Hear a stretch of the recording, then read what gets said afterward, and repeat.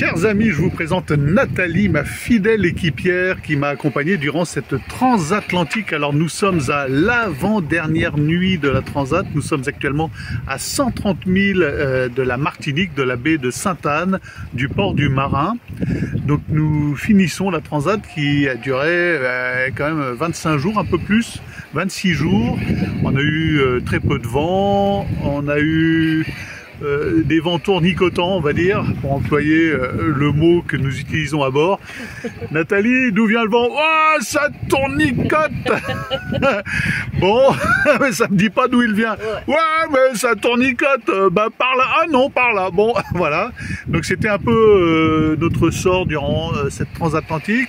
On n'a pas eu beaucoup de vent. On s'est un peu traîné.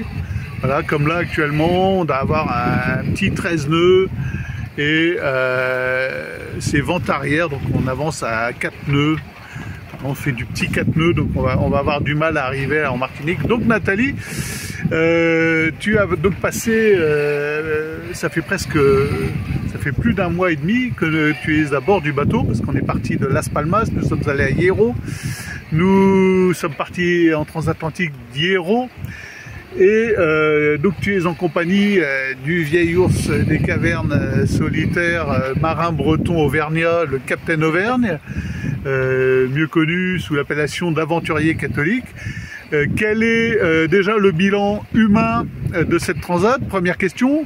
Et deuxième question, est-ce que cette transat t'a permis d'éclairer un peu une foi naissante ou une ancienne foi en Jésus-Christ? Est-ce que ça a servi à quelque chose ou est-ce que je te jette à l'eau tel Jonas? Voilà. À toi la réponse. Alors, tourner comme ça, effectivement, je vais essayer de trouver des arguments pour que tu me jettes pas à l'eau parce qu'on n'est pas encore arrivé. Non, mais sans blague, voilà, c'est très compliqué aujourd'hui pour moi de dresser un bilan parce qu'on est encore en plein. Pour moi, enfin, je suis encore dans le bain. Hein. Nos discussions quotidiennes, pluriquotidiennes sur ton engagement, sur ta foi, effectivement font écho à ce que je suis venue chercher ici, hein, parce qu'on fait pas une transatlantique comme ça par hasard. Hein, voilà, j'avais vraiment besoin de ce temps déjà pour moi. Et le fait de le passer avec quelqu'un comme toi qui est autant investi dans sa foi, dans sa réflexion par rapport au monde, par rapport aux choses qui arrivent, qui nous impactent et qui ne sont pas forcément là par hasard, ont vraiment trouvé un écho chez moi pendant ce mois et demi. Donc oui, je suis partie, je suis différente de comment je suis partie, c'est certain. Après, je suis pas encore arrivée, donc je suis vraiment, je te remercie, je te le dis tous les jours, hein, merci infiniment pour ce que tu m'apportes aujourd'hui dans mon chemin de vie.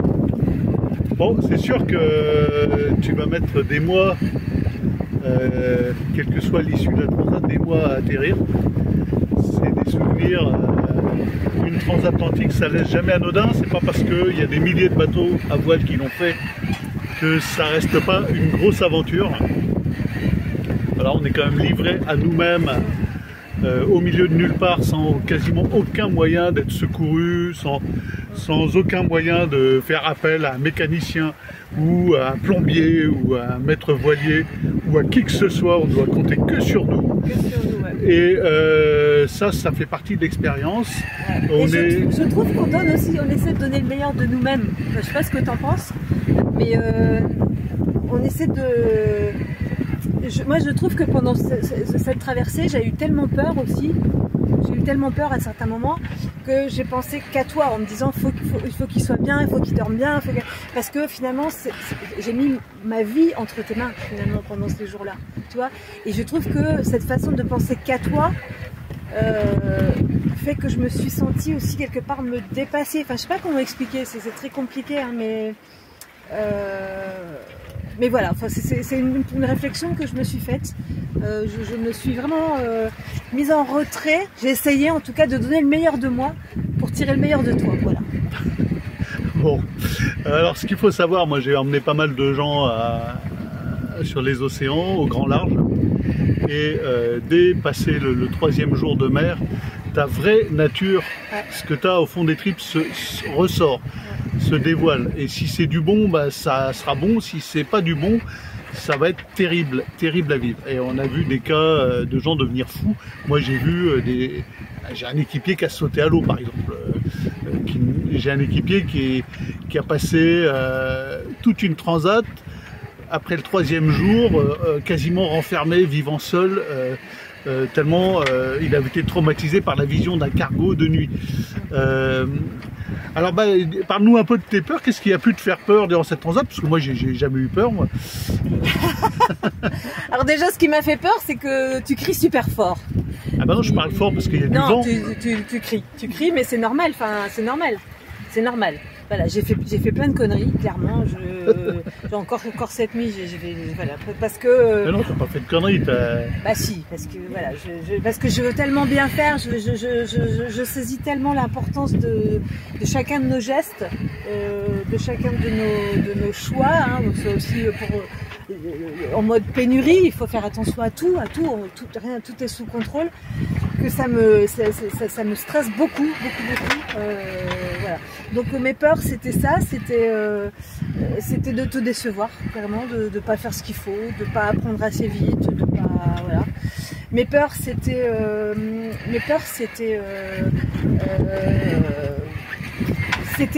d'ouvrir une porte sur quelque chose que je rêverais peut-être pas à refermer, c'est-à-dire que c'est peut-être qu'un début, cette traversée de l'Atlantique. Je me dis que j'ai peur d'avoir envie d'aller plus loin. En même temps, c'est peut-être pas grave comme peur, je sais pas.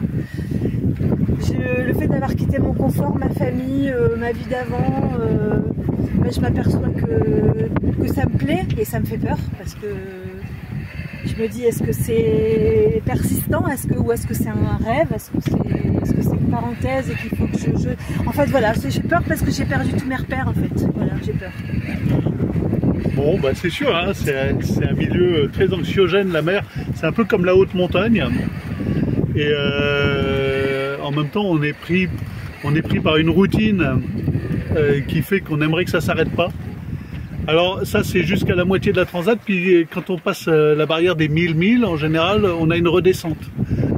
C'est comme la remontée en palier, c'est le moment où il faut remonter. Donc, et puis là, les derniers 300, 400 000, 400, c'est difficile parce que, surtout quand il n'y a pas beaucoup de vent, on va pas très vite, on gagne très peu en longitude, on gagne très peu en latitude.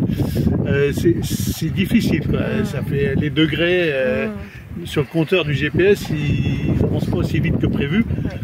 Et donc voilà, on se découvre comme jamais on pourrait se découvrir en ville, livré à soi-même, à ses pensées, à ses terreurs, à ses aspirations profondes. Alors on se dit,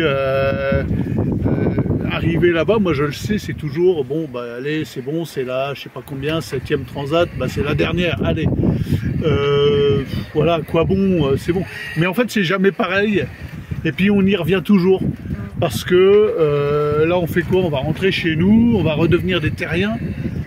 Et puis on dispose d'un outil extraordinaire. On a des voiliers. Et l'océan est ouvert. Et c'est le dernier espace où on n'entend pas parler de Monsieur Bérou, quoi. Voilà. Et c'est vraiment, c'est une chance unique. Il n'y a que là, quoi.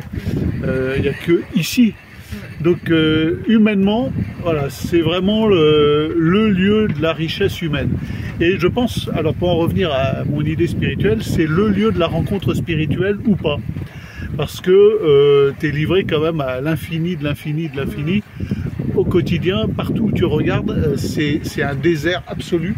Surtout cette transat, elle a été particulièrement aride. Parce qu'on a vu, alors c'est très incroyable, aucun cétacé. En 2600 milles nautiques, un peu plus parce que on est passé par le sud, donc on a rallongé la route. En 2700 ou voire 2800 milles nautiques, on n'a vu aucune baleine, aucun cétacé. J'ai vu un cargo, et pourtant on veille, on passe nos nuits à veiller. Donc très peu de bateaux. On a vu un voilier. On a vu 2 voiliers, voilà. Un de nuit qui nous est passé par l'arrière, dans de la mer très calme. Et donc voilà, on est vraiment c'est une route de solitude, c'est une route d'ermitage. Et si c'est pas le lieu où on pratique l'exercice métaphysique, l'interrogation philosophique, où le pratiquera-t-on en fait? Je me le demande et je te pose la question, est-ce que l'appel métaphysique a un peu résonné en toi durant cette transat? Ah bah il a fait que ça, il a fait que ça, il a fait que ça. Enfin, mais sans y réfléchir, il est partout, il est partout. Je passe des heures à... Mais je pense à mes copines qui vont me dire mais tu t'es pas ennuyée, mais non, je passe des heures à regarder, je sais même pas où, je regarde plus loin que l'horizon, plus loin que la mer, plus loin que le ciel, je regarde à l'intérieur de mes pensées, voilà, oui, je vis quelque chose de vraiment dingue en fait. Voilà, je sais pas comment ça s'appelle. Pour l'instant, j'ai pas d'étiquette à mettre dessus, mais si c'est quelque chose qui me dépasse, ça c'est certain. Bon, on refera le bilan, tu vas rester avec moi un petit peu en Martinique, j'espère. Je sais pas. Tu descendras un petit peu avec moi jusqu'à Trinidad. On va visiter un peu l'Arc-en-Ciel en navigation côtière, ce qui est un peu différent. Là, on va prendre du bon temps, on va aller manger au restaurant en Martinique. Ça va être bien. Bon, on va faire du shopping, on va acheter des pièces qu'on a cassées. On a cassé 2-3 trucs. Voilà, et donc on se reposera la question parce que c'est comme une grande marche et le moment où ça s'arrête, le bilan il arrive plus tard. Ouais. Ça c'est sûr. Ouais. C'est sûr. Tu te sens soit allégé, soit allégé de certaines contraintes dont tu croyais devoir t'encombrer à terre. Et finalement tu t'aperçois que la vie en mer est imposant une lacèze, c'est pas désagréable, et de poursuivre dans cet esprit ascétique lacèze, c'est pas mal. Bon, on retombe vite dans les travers du consommateur, hein, ça c'est une évidence. Mais voilà, le bilan il vient tu peux tirer des bilans immédiats, de la joie, du bonheur, de l'émotion, du bilan sensible, mais le bilan spirituel, voilà. Voilà. Moi, mon désir personnel, c'est d'avoir créé un chevalier de plus. Voilà, une dame chevalière, ou on dit une dame tout court, une dame de l'ordre de chevalerie que nous lançons, l'ordre de chevalerie catholique, parce qu'il n'y a pas d'autre solution, chers amis, que de devenir des chevaliers. Voilà. Et donc on va peut-être même rebaptiser la chaîne, ça sera... plus la chaîne de l'aventurier catholique, mais la chaîne du chevalier catholique. Voilà les amis. Bon, on refait un petit bilan plus tard. Je vous fais un petit tour d'horizon pour voir qu'on est vraiment au milieu de nulle part. Vous voyez, il n'y a rien du tout. Et le soleil va se coucher là-bas.